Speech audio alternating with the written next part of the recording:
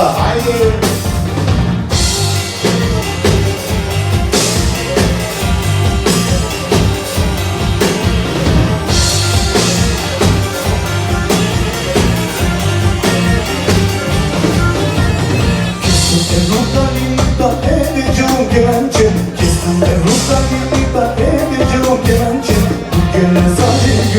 Kaçta gel bana gelir, bu gelen sadece günü.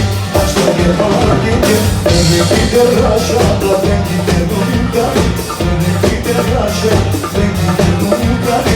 Vermez bana kızını da okulumuz konacaklar. Vermez bana kızını. Haydi ara.